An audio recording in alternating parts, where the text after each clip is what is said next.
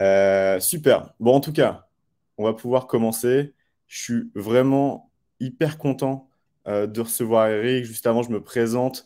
Je suis Ulysse, cofondateur de Aigo.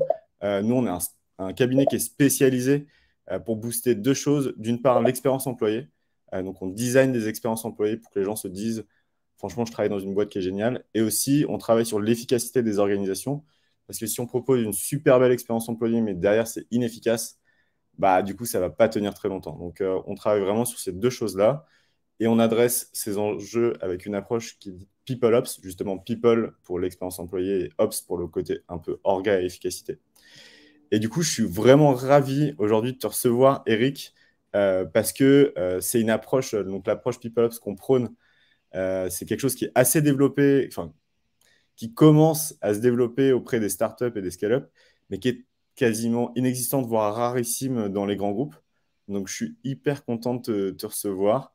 Il y a pas mal de personnes qui vont parler de toi, tes travaux, etc. Du coup, est-ce que tu peux te présenter et aussi en profiter pour expliquer bah, comment est-ce que tu es arrivé chez Decathlon et pourquoi? Ça marche. Ben, merci pour l'invitation, Ulysse. Je suis ravi d'être avec vous ce midi pour discuter de ces sujets passionnants. Alors, je suis arrivé chez Decathlon Technologies fin 2020, donc pour travailler sur la partie, ce qu'on appelle nous talent development, talent management. Mais effectivement, c'est du people ops. Avant ça, j'ai commencé moi, ma carrière dans le marketing, donc rien à voir. Et puis en 2010, j'ai rejoint l'univers de la tech et du recrutement en rejoignant un cabinet qui s'appelait Aston Carter à l'époque pour faire de la chasse de profil dev, infra. Et puis je vois mon ami historique Alex Guégo dans le chat, il connaît bien ça. Donc pendant 6 ans, j'ai travaillé avec aussi bien des éditeurs de logiciels, des grandes ENSN, mais aussi des startups, bah, tout simplement à faire de la chasse sur des profils tech, à comprendre le marché, à monter une équipe pour faire la même chose. C'est comme ça que ça marche aussi en cabinet. Et puis en 2016, j'ai quitté cet univers-là pour rentrer in-house, comme on dit, chez un éditeur de soft dans la cybersécurité qui s'appelle Dashlane, un éditeur français qui est avec des fonds américains, donc finalement américain, basé à Paris et New York et Lisbonne. Je suis rentré, on était une cinquantaine et je suis parti, on était plus de 300. Donc à travailler sur la partie évidemment talent acquisition, mais aussi talent development dans le sens où on a construit des équipes entre Paris, New York et Lisbonne. Il fallait bien entendu que les process, soit d'onboarding, soit évidemment de promotion, en tout cas la manière de driver nos people, soit de la bonne, soit de la plus efficiente possible. Et voilà, et ça m'a amené chez Decathlon. Alors Decathlon, alors je sais pas s'il faut représenter Decathlon, c'est 100 000 personnes dans plus de 70 pays, 14 milliards de chiffre d'affaires. Donc c'est effectivement un très gros bateau par rapport à ce que j'ai pu connaître avant. Mais là, principalement, je suis sur ce qu'on appelle Decathlon Technologies. Donc Decathlon Technologies, même le nom, vous avez sûrement probablement pas entendu parler parce qu'on on est encore en train de construire la marque employeur. Mais c'est environ 2000 personnes dans le monde, principalement quand même en France, dans les Hauts-de-France, qui travaillent sur tout le système informatique de Decathlon au sens large. Donc ça va de toutes les applications qui sont liées à la supply chain, parce que vous savez qu'on produit et on achemine nous-mêmes, mais des outils internes qui sont nécessaires, par exemple, à développer des produits physiques, des applications vraiment de modélisation, etc. Bien entendu, toute la partie e-commerce, et puis toutes les nouvelles expériences digitales qu'on va proposer à nos utilisateurs. Il faut savoir que la part du digital dans le chiffre d'affaires de Decathlon aujourd'hui, c'est à peu près c'est 18% pour être précis. Et en 2026, on n'a pas encore les chiffres officiels, mais on estime que ce sera probablement dans les 50%. Donc, le service informatique, comme dans plein d'autres groupes, c'est pas juste le service informatique, c'est pas juste faire tourner la tech, c'est aussi un gros moteur de croissance pour Decathlon. Et ça passe, bien entendu, je l'ai évoqué, par le e-commerce, faire plus de business en ligne, bien entendu, mais aussi par des produits de coaching, des expériences dans la nature, etc. Toute une monétisation autour de ces produits digitaux et services qu'on est en train de développer. Ok, donc grosse transformation digitale. Tout à fait. Et toi, tu arrives dans cette transformation digitale, mais avec le volet plus people, si on comprend bien. Exactement. Et on en reparlera après. Et le contexte, c'est bien entendu besoin de plus d'expertise sur ces métiers. besoin de recruter encore plus, d'accompagner, de fidéliser. Et donc pour ça, il y a besoin de revoir les process, notre manière d'aborder le sujet, pour à la fois se mettre dans le radar des profils tech, donc construire cette image Decathlon Technologies, mais aussi derrière s'assurer que nous, nos collaborateurs, soient vraiment experts sur ces sujets data, dev, product management, etc., et qu'on puisse les fidéliser et être au rendez-vous pour l'avenir. Ok, trop bien. Trop cool. On va vous montrer. Alors, le sondage, il est déjà passé. Merci pour cette intro, Eric. Au niveau de l'agenda, donc là, on va parler principalement parcours de carrière, mais évidemment, voilà, il y a déjà des questions qui sont en train d'être posées. Si vous avez d'autres questions sur des thématiques parcours de carrière ou alors des thématiques qui n'étaient pas prévues, mais vous avez vu le background d'Eric et vous avez envie de lui poser des questions, n'hésitez pas. On va essayer d'y répondre au fil de l'eau et sinon, on va se garder aussi un petit moment à la fin. Si vous ne connaissez pas les webinaires Aigo, bah, on a toujours un petit effet démo. Ça, c'est la condition sine qua non. Côté un peu technique derrière aussi. On va avoir la chance de rentrer, de deep diver, comme on dit, un petit peu dans l'univers d'Eric, avec un petit effet démo. Et aussi, après, on va parler de ton retour d'expérience. Comment est-ce que tu as pu gérer cette transformation digitale côté people? Quelle est ta vision du People Ops? Parce que encore une fois, moi j'étais étonné de voir un People Ops lead, ou je ne sais plus quel est ton titre exactement, mais dans un grand groupe, c'est pour ça que j'étais sauté dessus, entre guillemets. Donc on va voir tout ça, mais encore une fois, n'hésitez pas à poser vos questions au fil de l'eau. On est bon? Ok. D'ailleurs, une première question, je vais regarder. Y a-t-il des RH qui font de la marque employeur et, et font de l'onboarding une expertise?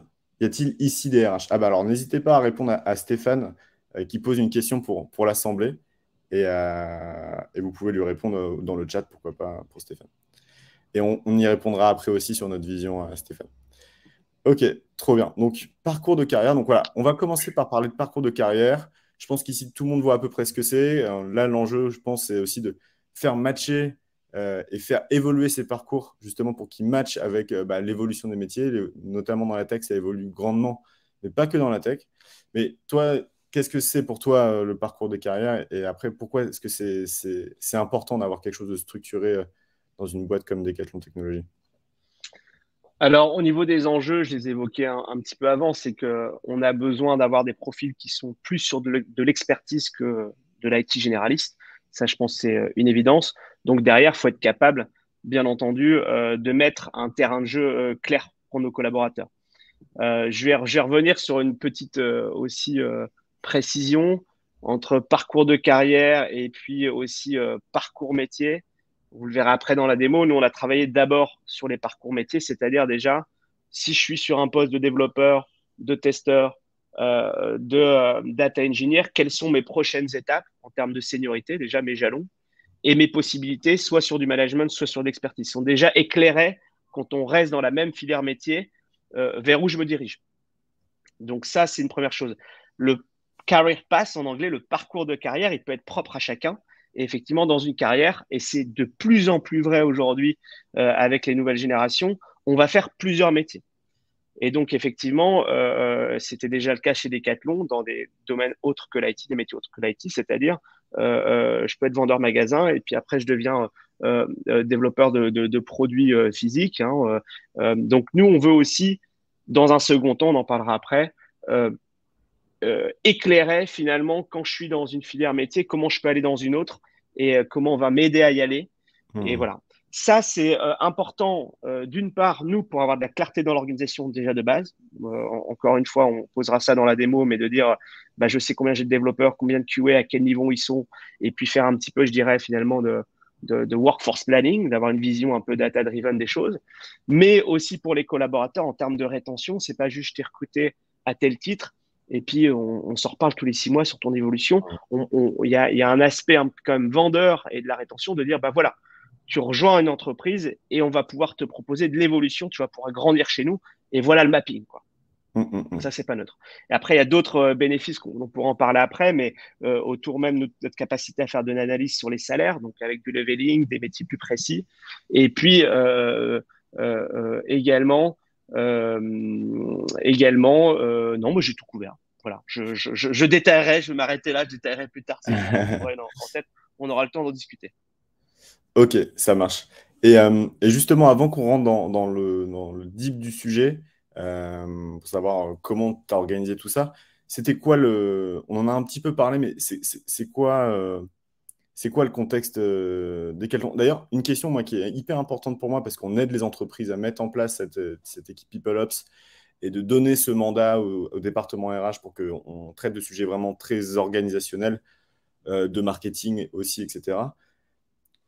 En fait, l'idée de créer cette équipe Talent Development ou PeopleOps, elle est venue de qui et c'était quoi le contexte qui a fait Ouais, que Decathlon a pas mal investi, je crois, aussi dans cette équipe-là, quoi. tout à fait. Alors, moi, quand je suis arrivé en 2020, fin 2020, l'équipe RH était assez restreinte. C'est-à-dire qu'on avait deux, trois personnes sur la partie recrutement.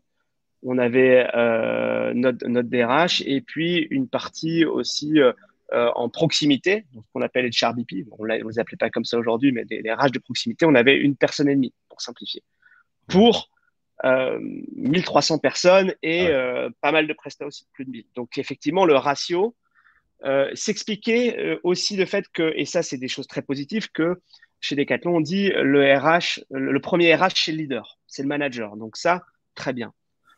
En revanche, ça, on garde cette valeur-là, je dirais la responsabilité du manager sur le développement de ses collaborateurs. Mais par rapport aux enjeux que j'évoquais tout à l'heure, de pivoter vers encore plus d'expertise au digital, on s'est rendu compte qu'il y avait besoin de plus d'expertise. En 2021, en fait, on a eu un nouveau Chief Digital Officer, donc un nouveau boss de la tech, Jérôme, qui est arrivé de l'extérieur et qui a dit qui est pour porter cette vision. Et effectivement, une des priorités, entre autres, il y a plein d'autres sujets effectivement sur la tech à traiter, c'est de dire on veut de l'accompagnement plus fort sur la partie humaine.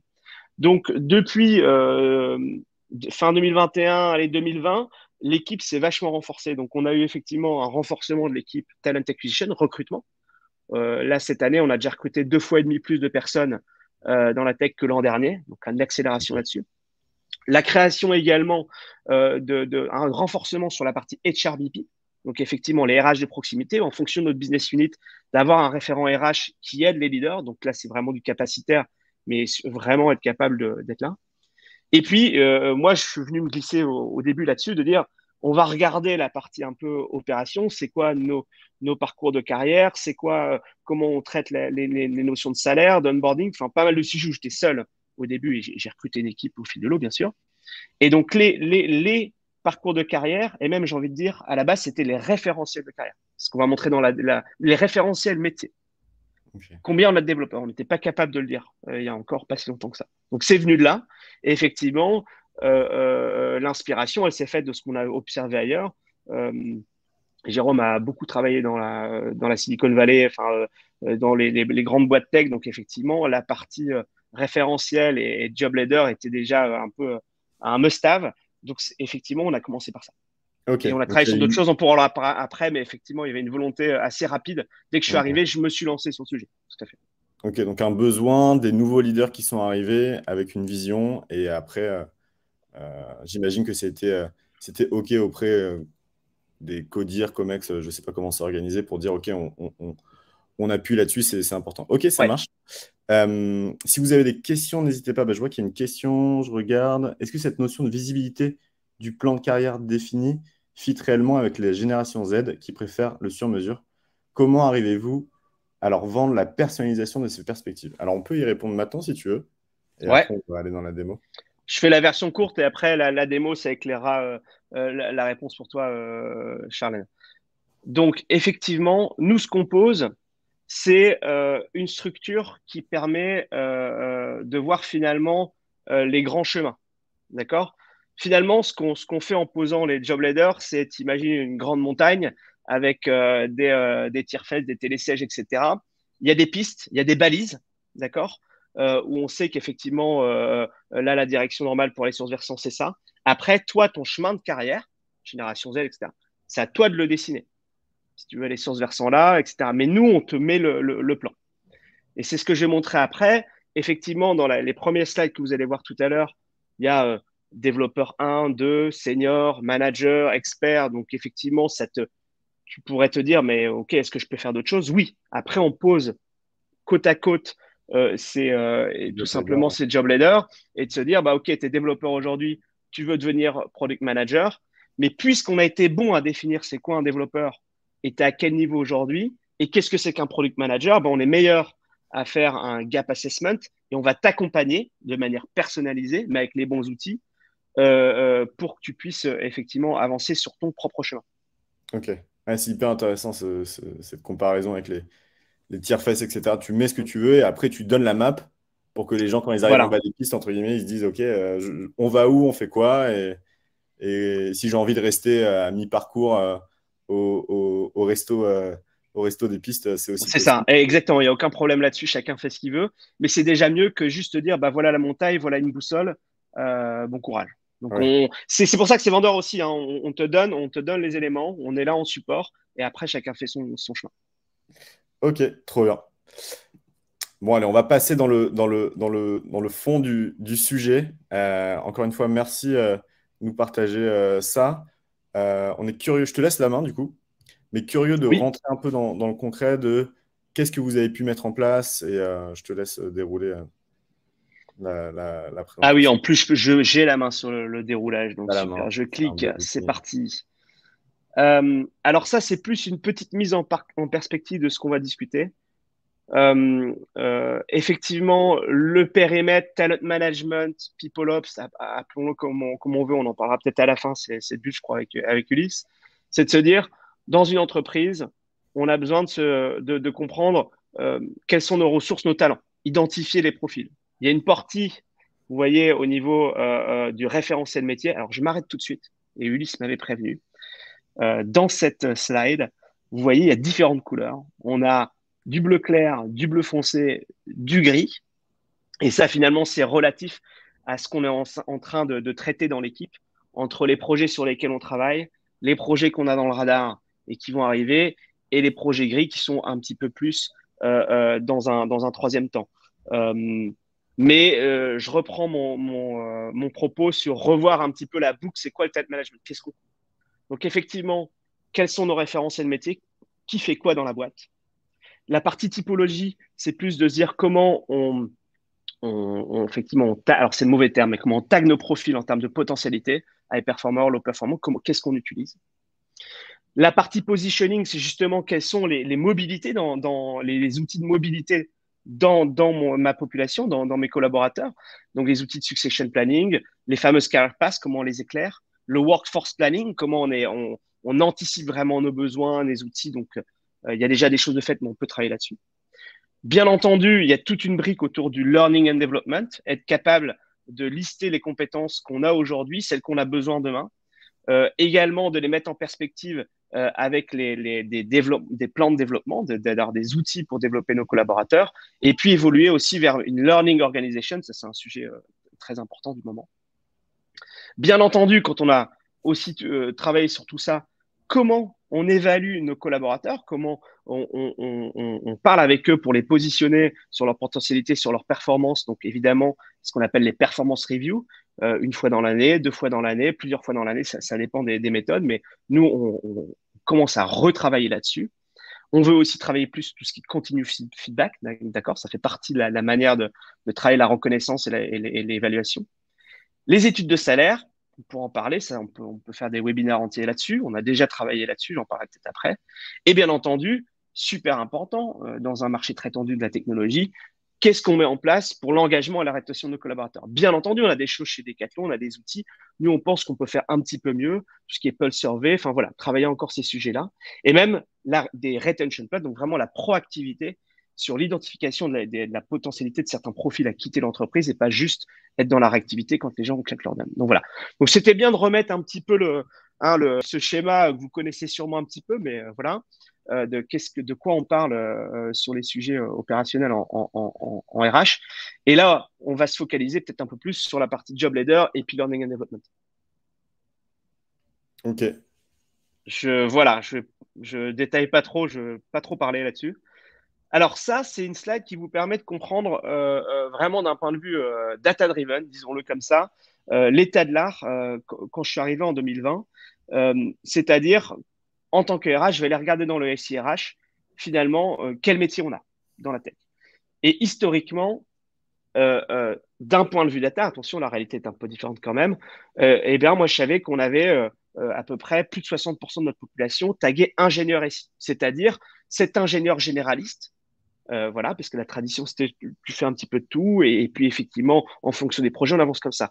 Attention, attention, quand je vous montre ça, bien entendu, dans la réalité, il y avait bien des gens qui savaient qu'ils étaient développeurs, d'autres un peu plus chefs de projet, mais finalement, la formalisation, elle pouvait être meilleure. D'accord. Oui, ça veut dire euh, que eux, ils le savaient, mais en tant qu'organisation, si tu voulais prendre de la hauteur, il fallait que tu connaisses chacune des personnes, quoi. Ou alors chacun des managers pour savoir qui fait quoi. Tu n'avais pas voilà, quelque chose de clair qui te permet de prendre des décisions rapidement, etc., quoi. dans une perspective vraiment data, on était incapable de dire combien on avait à l'instant T de développeurs, de Q, etc. D'un point de vue opérationnel, vive la chose organique, attention, hein, ça marche, etc. Les gens savent ce qu'ils font, mais finalement, la structure, les référentiels métiers, le détail qu'on avait derrière et la capacité, comme tu d'analyser n'étaient pas présentes.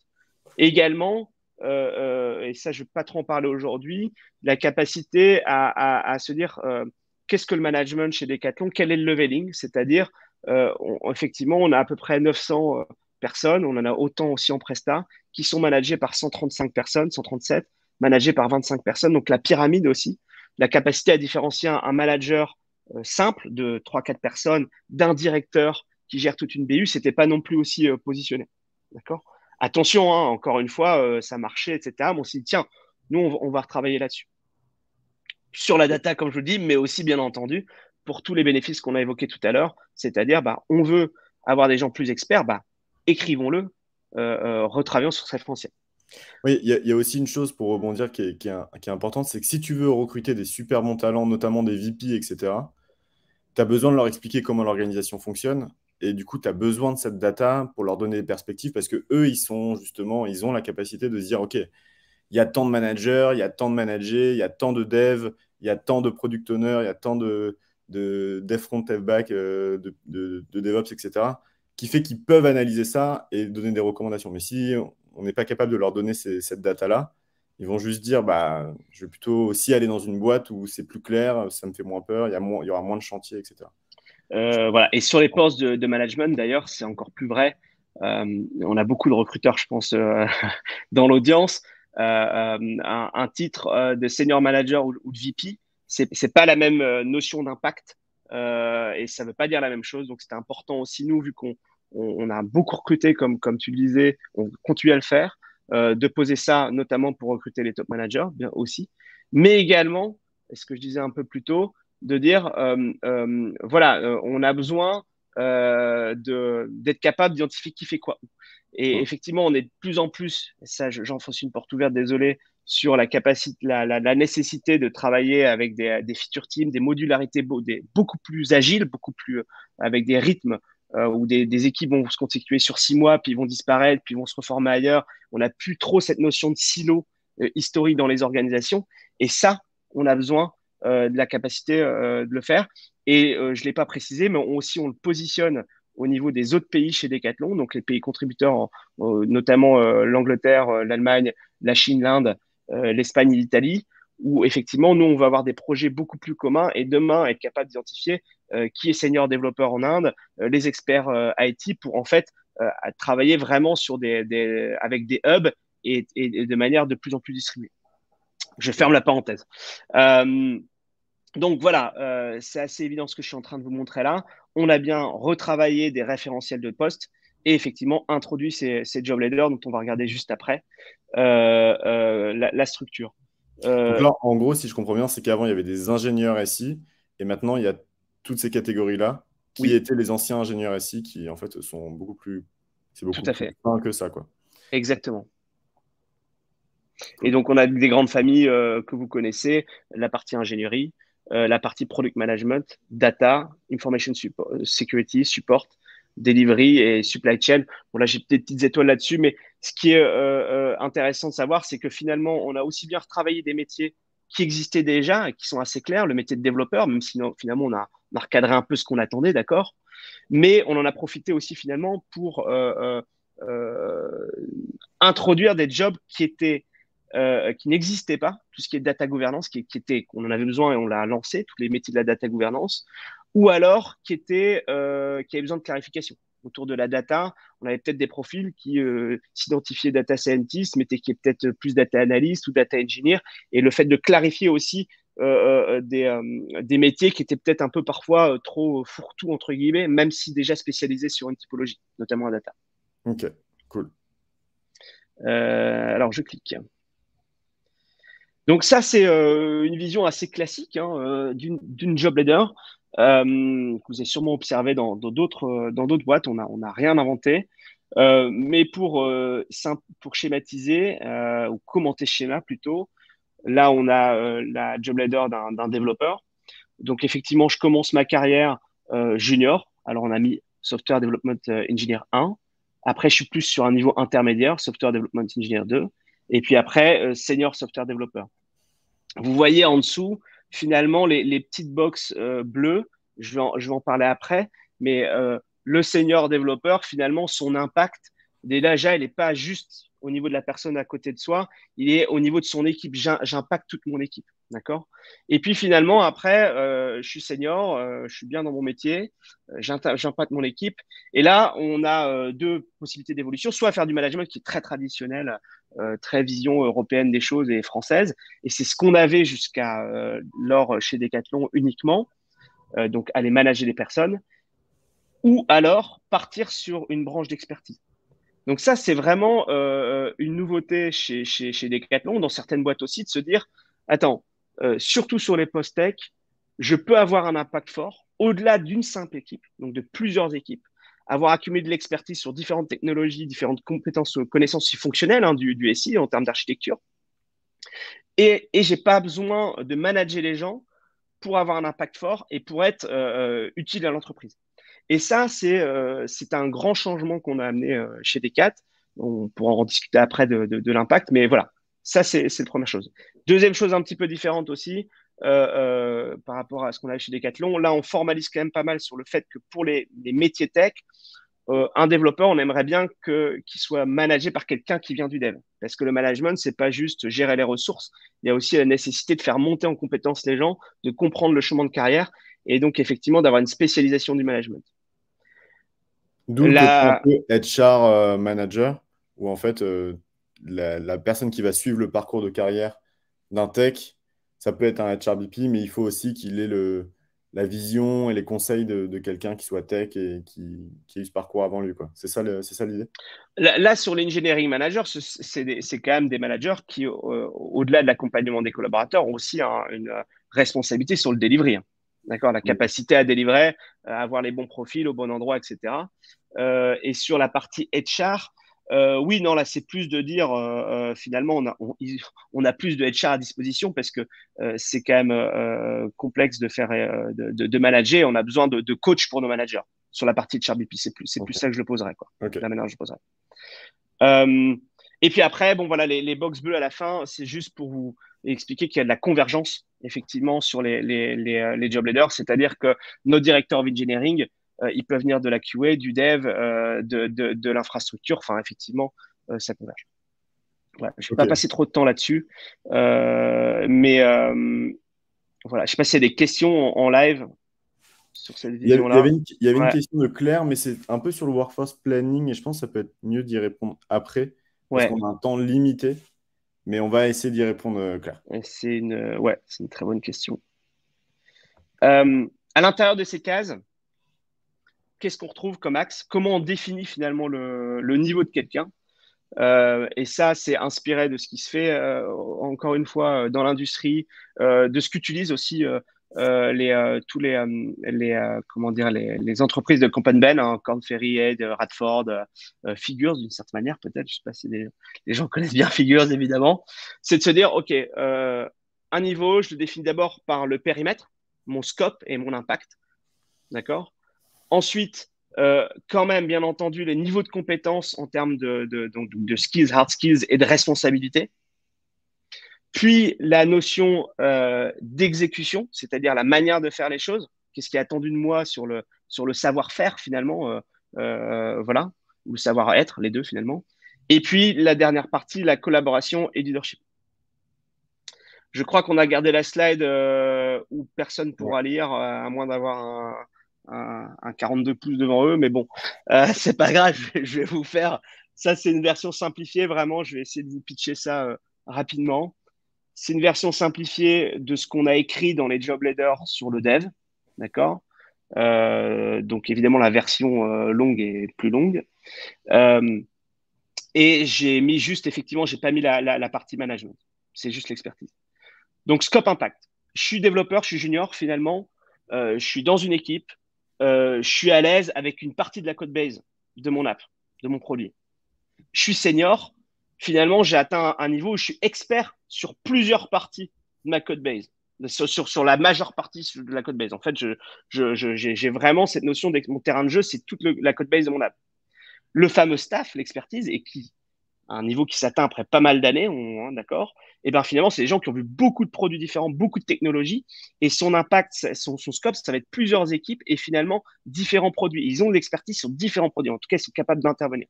Vous voyez cette notion de terrain de jeu. Ensuite, bien entendu, les compétences et les responsabilités. Et là, c'est des versions très simplifiées, j'entends bien. Je suis dev, je dev et je teste. On le dire, mais au moins, on a mis, il faut tester ce que tu dev. Bien entendu, quand je suis senior, je fais la même chose. En revanche, nous, on précise de dire, OK, mais la manière dont tu codes, les composants que tu écris, ils doivent être scalables, réutilisables, etc. Tu sais anticiper. Voilà. Donc, on a vraiment, qu'est-ce qu'on met? Petite parenthèse sur Skills and Responsibilities. Bien entendu, on ne va pas lister toutes tes technos, tout ce dont tu dois faire. On va aller plus se baser sur des schismatrix pour ça. On pourra en parler après. D'accord? Vous imaginez bien, surtout en dev, si tu es front, back, mobile, ce n'est pas les mêmes technos, on ne va pas tout réécrire dans les job leaders. Et puis le staff, encore une fois, bah voilà, pour le coup, là, lui, il est expert sur l'architecture, effectivement, et il a dans ses responsabilités de l'idée des projets cross-team, des grosses initiatives. C'est pas juste un super dev. Non, en plus, il y a une forme de project management, que ce soit de la migration, d'app, etc. Bref. J'ai dit que je faisais court, donc je speed un peu. La manière de faire les choses. Je suis junior, au moins je connais les best practices, il y a de la doc, je suis au courant et j'essaie de le suivre. Je suis senior, bah, dans ma manière de faire les choses, je dois anticiper les problématiques, s'il y a des problématiques de staffing, de coûts. Finalement, je peux être un senior, je suis bon en expertise sur les différentes parties de ma code base, génial. Techniquement, je connais le JS sur le bout des ongles, c'est cool, ça marche bien, c'est solide. Par contre, j'envoie en prod un vendredi soir à l'arrache sans prévenir tout le monde et ça fout le bordel. Bah, ça, c'est pas acceptable, quoi. Ça, c'est la manière de faire les choses. Au même titre que, même si c'est pas moi qui ai envoyé en prod, mais finalement, on fait un post-mortem et puis le senior, il dit, bah ouais, mais ça, je l'avais vu venir, hein, c'est sûr que ça allait se passer. Bah non, t'es senior, dans ton attitude, dans ta manière de faire les choses, tu dois lever la main, tu dois, voilà. Donc ça, on l'écrit finalement. Ça, juste une petite réaction par Mm. rapport à ça. Je pense qu'il y a beaucoup de HR dans la salle, entre guillemets, qui, que ça intéresse, mais que tu vois, qui connaissent pas forcément le côté je mets en prod, etc., parce que c'est des choses très techniques. Ouais, Ça, c'est pardon. quelque chose qui est... Non, non, mais c'est quelque chose qui est important.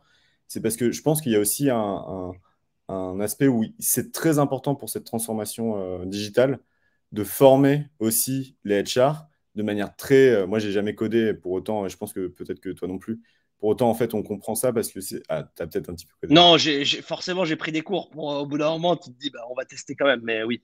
Mais voilà. Mais voilà, je pense que c'est extrêmement important d'avoir cette visibilité pour pouvoir construire avec les ingénieurs bah, ces job leaders.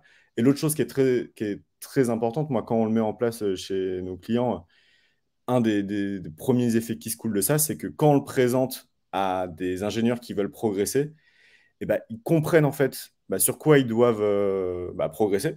On peut les placer en fait là-dessus en disant bah voilà en fait pour l'instant tu n'arrives pas trop à anticiper les problèmes de communication ou les choses comme ça, donc c'est difficile pour toi de passer senior. Par contre, on va t'accompagner là-dessus.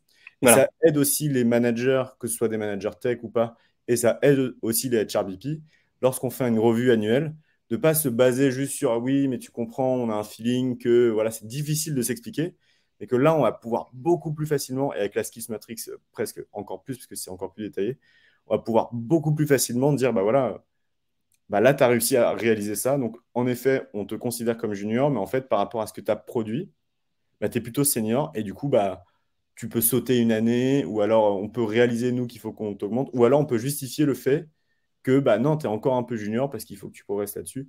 Et du coup, on peut faire un plan de développement derrière. Mais je crois qu'on va le voir après. Mais ça, c'est un outil qui est obligatoire, en fait. Si on veut faire progresser les gens, si on veut leur donner de la visibilité, Charlène disait parfois, on a aussi envie de faire un parcours sur mesure. En fait, les talents, ils sont quand même rassurés de se dire bah, comment est-ce que je peux progresser. Il y en a qui veulent faire du sur-mesure. Ils ont envie d'avoir l'opportunité de faire du sur-mesure. Mais bien souvent, en fait, 80% des gens vont sur une progression qui est linéaire parce que en fait, c'est leur métier et tout le monde ne change pas tout le temps, quoi. Donc, ça, c'est hyper important. Ouais. Ouais, voilà. Et ça permet de poser des choses assez factuelles, d'avoir un cadre. Et effectivement, bien entendu, encore une fois, les plans de développement après sont personnels. La manière dont une personne va se positionner dans ce qui est écrit sur un niveau, je dirais, les équilibres seront différents. Il y a des personnes qui vont travailler peut-être un peu plus sur la collaboration leadership, d'autres sur des compétences techniques. Et c'est ça qui est important de personnaliser. Mais pour autant, il faut montrer qu'est-ce qui est attendu. Et c'est aussi un devoir de l'entreprise de dire, bah, à ce niveau-là, j'attends ça. Et au moins, on pose de la clarté. Ouais, c'est clair. Alors, il y a plusieurs questions. On va voir comment gères-tu un software engineer qui sort d'école et un niveau de staff engineer. Ah, intéressant. Comment gères-tu un software engineer qui sort d'école avec 1 ou 2 ans d'expérience ayant le niveau d'un staff engineer? Donc justement, ça y répond un petit peu. Alors, Quelqu'un qui est encore oui, plus fort alors, que... bah, justement, alors, la première, ce que j'entends dans cette question, c'est déjà de dire, effectivement, surtout sur la tech, il y a des profils. Enfin, les écarts d'expertise, surtout sur la partie technique, peuvent être assez larges. Personnes qui peuvent être dev depuis 5 ans. Et en termes de production de code, il y a quelqu'un qui en fait depuis 6 mois ou 1 an, on va pas exagérer non plus, et qui fait quelque chose de plus performant, plus robuste, plus impressionnant sur l'algo, etc. Et les écarts sont plus larges que sur d'autres métiers. Voilà, si je suis maçon, le bon maçon, il va pas monter le mur 4 fois plus rapidement. Ça c'est clair. Maintenant, il faut comprendre, c'est ce que j'évoquais sur les job leaders aussi, c'est que souvent, ça reste la partie technique. Quelqu'un qui, et là, je vais exagérer volontairement, non, je le pense vraiment, mais je sais que c'est qu'un exemple, quelqu'un qui sort d'école ou qui a 1 an d'expérience et on me dit qu'il a le niveau de staff engineer, de base, d'autres des staff engineers aussi pourraient backup, c'est pas possible. Alors pourquoi c'est pas possible? Peut-être la personne sur la box skills de la job leader est très bon sur tel type de langage, certes. Donc, la En deuxième ligne. revanche, la partie scope et impact, finalement, l'expertise, le fait d'être staff engineer, normalement, tu as déjà vu beaucoup de technologies, beaucoup de cas de figure. Il y a toute une notion vraiment d'architecture, de visibilité et de comprendre le business aussi d'une certaine manière qui s'acquiert avec l'expérience, avec le temps. Donc, tu as quand même des choses qui sont assez incompressibles. Maintenant, là où j'entends ta question, entre le 1 et le 2, oui, c'est vrai que tu as peut-être des personnes, ça fait 3 ans qu'ils font du dev, ils sont au niveau 1, et tu as quelqu'un, ça fait 1 an et demi qui fait du dev, et virtuellement, il pourrait être niveau 2. OK. Après, au plus on monte dans les ladders, au plus je pense que malgré tout, l'expérience fait qu'il y a des choses incompressibles. Mais c'est ça qui est intéressant, c'est que du coup, là, t'as ton biais, ton ressenti, de se dire, mais non, mais c'est incompressible, qui est réel. Et il peut peut-être y avoir quelqu'un qui accélère plus vite. Et en fait, ces Mm. outils-là, ils vont permettre de statuer. C'est ça qui est génial, c'est de dire, bon, bah, OK, skills et responsibility, c'est ce que tu disais. Donc, les compétences de dev, en effet, tu es staff engineer. Et toi, tu peux avoir un doute, OK, scope, impact, je pense pas. Et là, en fait, tu te rends compte que potentiellement, si, c'est peut-être 1 sur 1 million. Ou alors, potentiellement, il n'est pas junior, mais il est senior.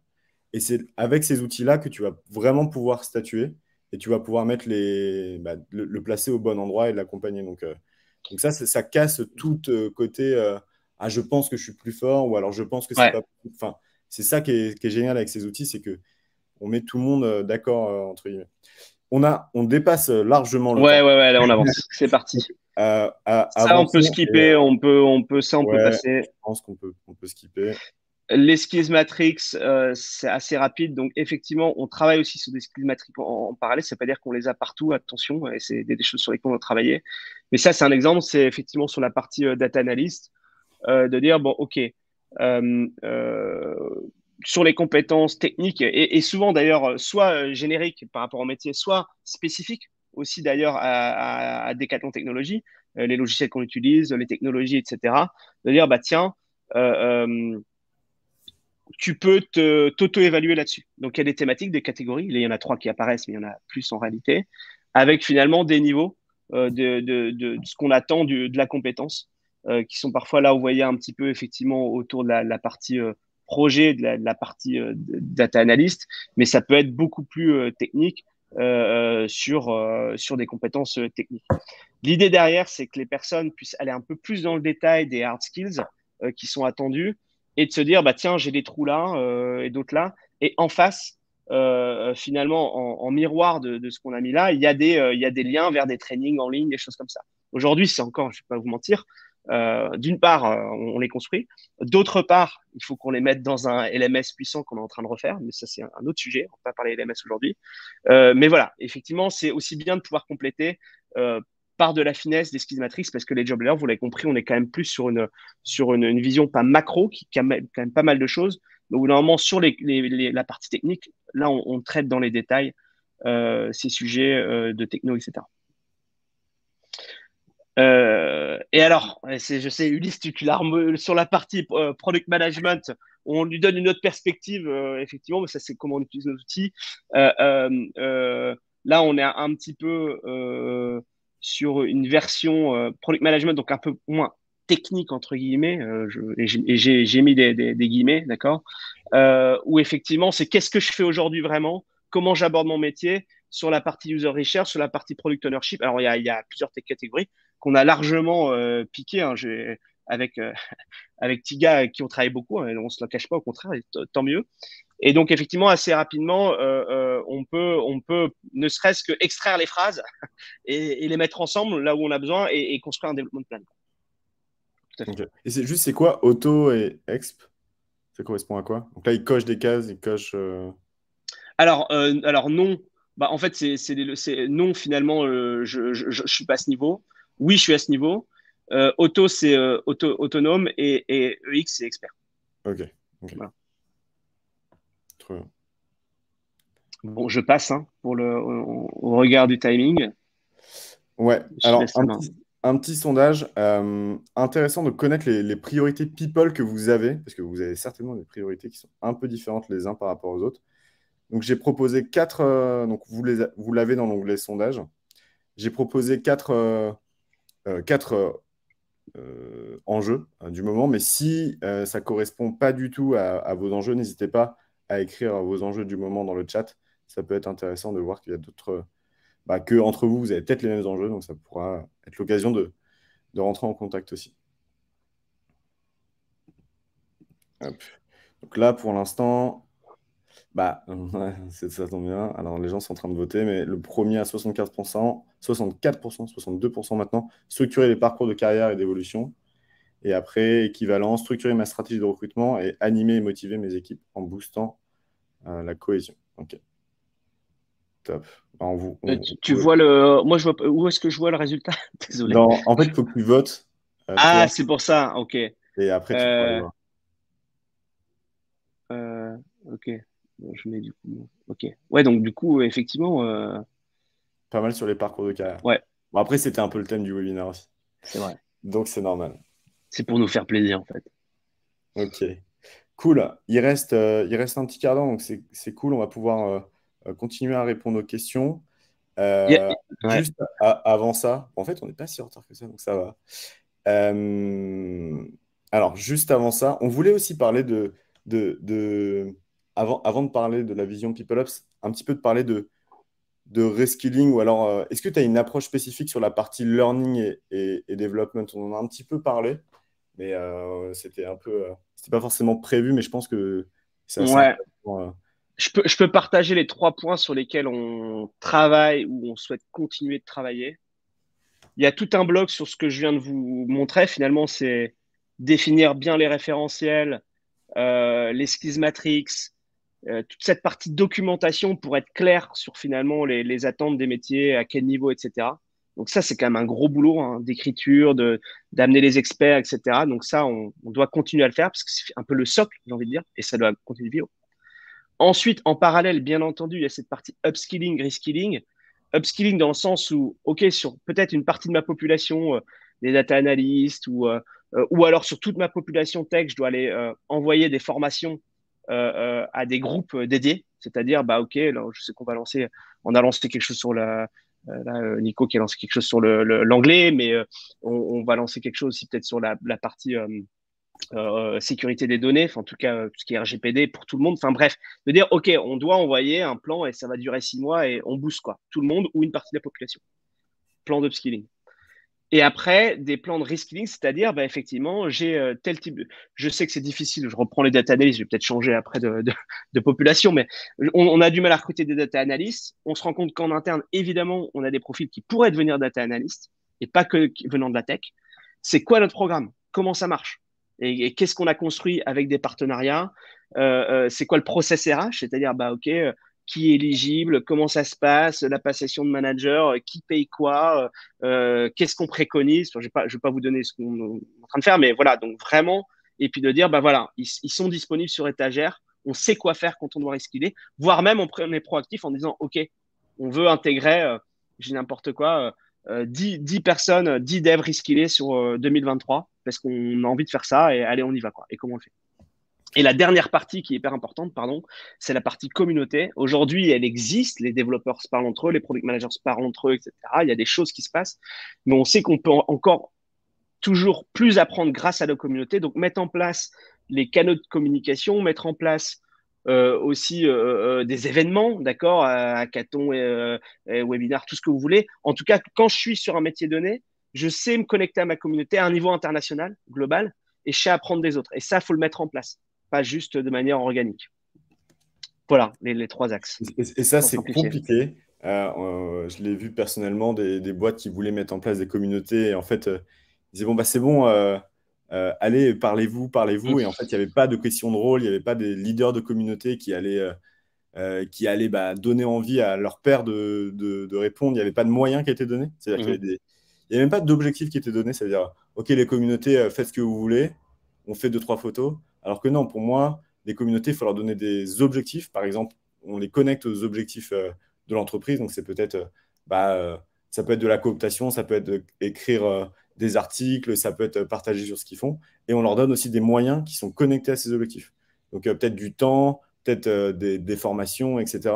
Et ça doit être animé. Et ça, c'est presque pas une équipe complète qui doit faire ça. Enfin, ça dépend. Mais il faut qu'il y ait au moins une personne qui soit dédiée à bien harmoniser et structurer ces communautés parce que Tout à sinon, fait. c'est compliqué. Ouais. Ok, trop bien. Euh, donc, écoute, merci beaucoup pour ça. C'était assez technique. C'est ça qu'on aime bien aussi dans nos Ouais. webinars. J'espère que c'était OK pour les participants. Dites-nous dans le chat ce que vous avez pensé de cette petite démo. Donc, après, moi, ce qui m'intéresse, c'est donc un retour d'expérience. Donc, ça, c'était cool. Euh, mais même sur la partie People Up, c'est quoi pour toi en fait? C'est quoi qui fait la différence avec bah, en fait, ça remplace quoi? Ou alors c'est quoi le People Up pour toi en fait? Parce que c'est quelque chose que nous on a vraiment envie de démocratiser. Et en fait, tout le monde a une définition un peu différente. On ne sait pas exactement ce que c'est. Donc c'est quoi pour toi cette partie People Up? Ça marche. Euh, Effectivement, c'est une nouvelle fonction, donc c'est important d'essayer de la redéfinir à chaque fois. Pour moi, de toute façon, ça fait partie de la spécialisation des RH. Je vais pas relancer un débat que j'ai vu hier sur LinkedIn où l'école du recrutement qui dit les recruteurs, c'est pas des RH, etc. Voilà, on va pas rentrer dans le débat, mais finalement, on est quand même, on observe, et c'est pareil pour l'IT, qu'il y a une spécialisation. Donc, on a eu des RH, des gens qui se spécialisent en recrutement, talent acquisition, et c'est très bien, qui font que ça. On a la nécessité aussi d'avoir des RH de proximité qui font du HRBP, d'autres qui travaillent sur la paye, compensation, etc. Et pour moi, PeopleOps, c'est aussi une spécialisation du RH, donc des choses qu'on faisait déjà, et notamment sur la partie process et expérience de l'employé au sens large. Mais peut-être qu'on rajoute vraiment, vu qu'on spécialise, on rajoute toujours des choses qu'on faisait peut-être moins ou pas avant, c'est de se dire, OK, je me mets dans les bottes d'un collaborateur et je vois tout ce qui se passe, tout ce qui est mis à disposition autour de moi pour me faire grandir pour mon parcours de carrière. Donc, il y a une notion quand même de process, on va pas se mentir, de revoir les process, mais de s'assurer qu'ils soient le plus proche et le plus finalement qui répondent de la meilleure manière aux besoins du collaborateur. Donc il y a aussi cette notion de finalement de revoir en permanence. C'est pas juste j'ai fait des process, ça bouge plus, il faut les revoir, il faut être agile là-dessus. Et, euh, et voilà. Et ça, cette nécessité, alors, elle vient d'une part, comme on le disait, la génération Z, tout ce que vous voulez, où effectivement, on a besoin de donner de la visibilité, de donner du service aux collaborateurs de nos entreprises. C'est plus juste l'entreprise, je suis au service de l'entreprise, mais on switch un peu quand même sur l'entreprise, un peu au service du collaborateur, en tout cas fournisseur de valeur aux collaborateurs et collaboratrices. Et puis aussi bah, la capacité, de toute façon, au niveau des outils qu'on a aujourd'hui, on parlait workforce planning, on parlait Pulse Survey, on parle de tout ça, finalement, si on veut le mettre en place et agir derrière, bah, faut des gens à 100% qui travaillent là-dessus, quoi. Mm. Ouais, c'est ça. Et je vais rebondir là-dessus parce que je pense que c'est extrêmement important. Le sondage, on va vous le partager juste après. Mais pour nous, en fait, qui essayons de théoriser ce concept de PeopleOps, par rapport à la dernière réponse que tu as donnée, il faut une équipe dédiée à 100% là-dessus. C'est clairement le cas. On pense que vraiment, il faut une équipe qui soit dédiée, qui soit pérenne, qui soit reconnue, qui soit multicompétence. On va le voir juste après, parce que c'est des compétences qui sont différentes. Au même titre que quand on est recruteur, on a des petites compétences de sales. Et ben, en tant que PeopleOps, on va avoir des compétences qui sont différentes. Un double focus, on l'a vu. Et moi, ce que je trouve aussi intéressant, mais c'est un parti pris pour le coup, c'est le côté, pour moi, l'équipe People Up, ça doit avoir de l'impact sur le système, mais elle ne doit pas avoir d'impact sur la carrière individuelle des employés. Déjà parce que ça prend trop de temps. Le fait de faire le travail des HRBP, c'est un travail aussi à plein temps. Et c'est un travail qu'il faut peut-être différencier parce que il faut vraiment, et moi, c'est un peu le combat qu'on essaie de mener, c'est que dans les entreprises, il faut qu'il y ait des gens dédiés à cette architecture à ce design d'expérience employée. Et ça demande du temps. Et pareil que les product managers, au même titre que les product managers le font, ils améliorent en continu l'expérience utilisateur de leurs produits.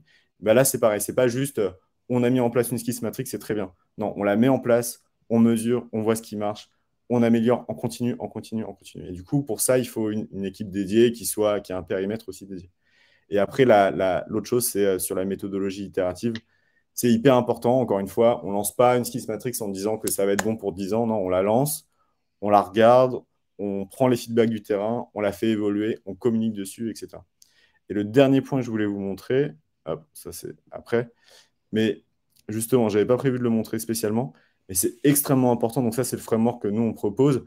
Et en fait, la ligne du milieu, je ne vais pas tout expliquer, mais la ligne du milieu, elle est extrêmement importante parce que c'est les nouvelles compétences qu'on doit aller rechercher quand on recrute des people ops, si vous voulez recruter des people ops.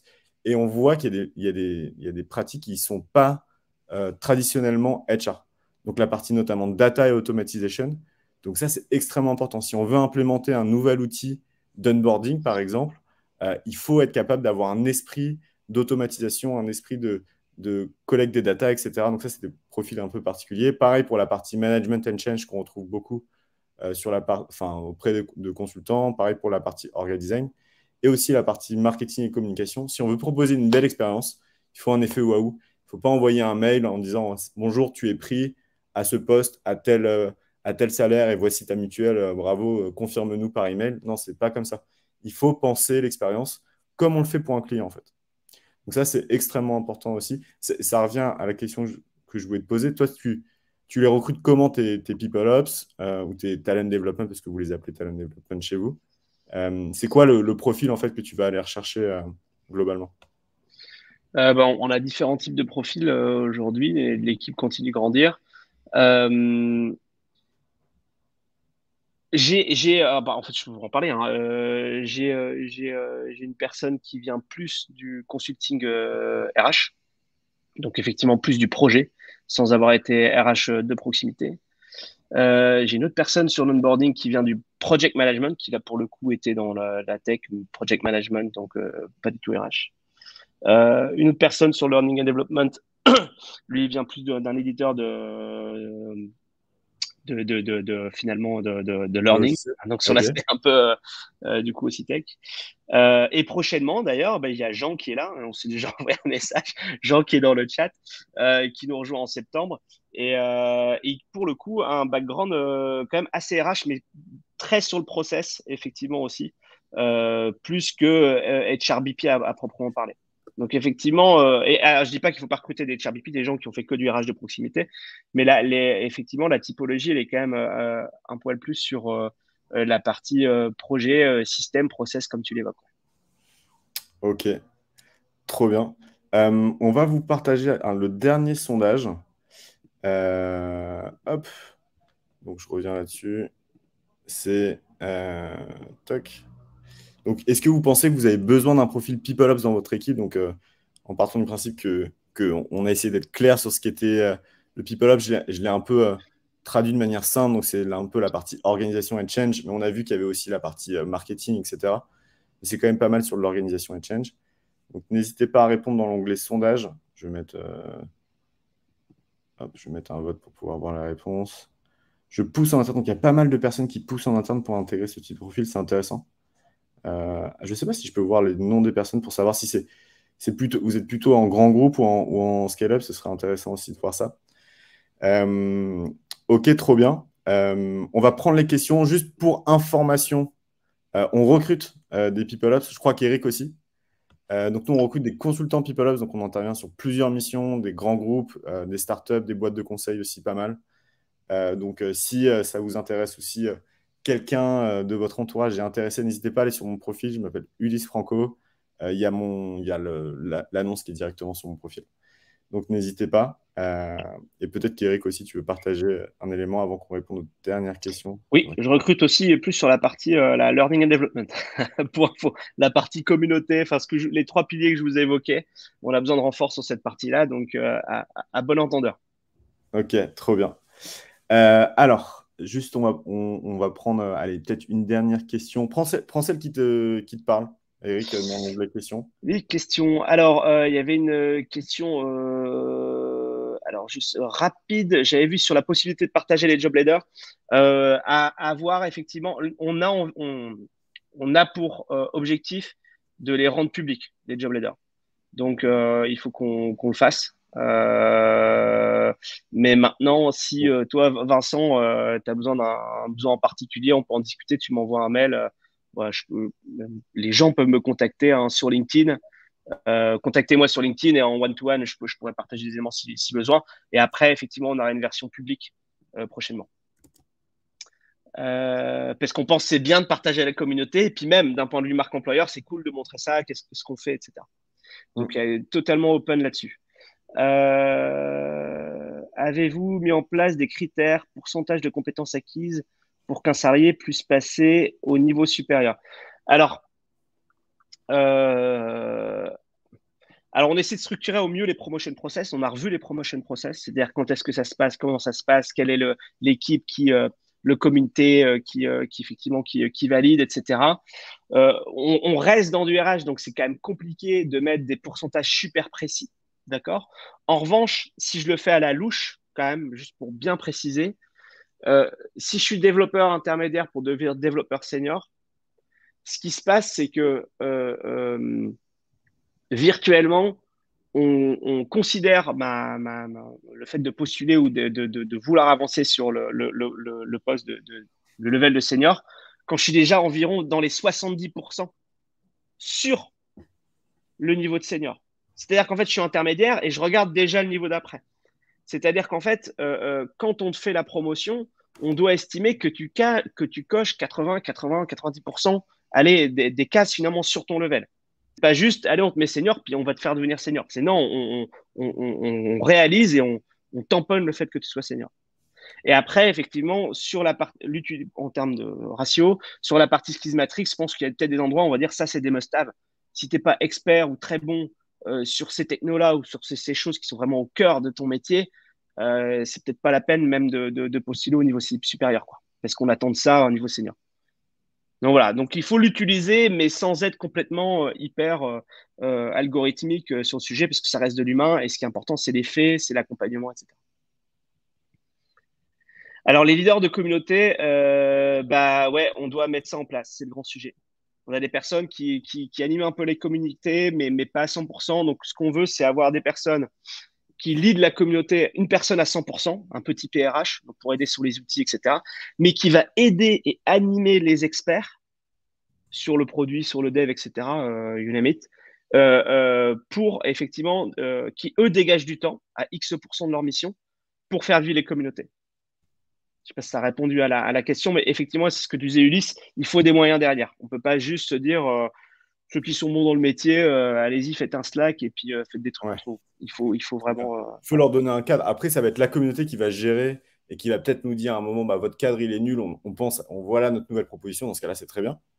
Mais il faut déjà donner un cadre pour que les leaders communauté qui doivent développer ou doivent gérer leurs équipes en parallèle commencent pas à se prendre la tête. C'est le taf des people ops, en fait, d'arriver à poser ce cadre, le faire évoluer en continu, etc., d'outiller, en fait, les futurs leaders de communauté pour les lancer.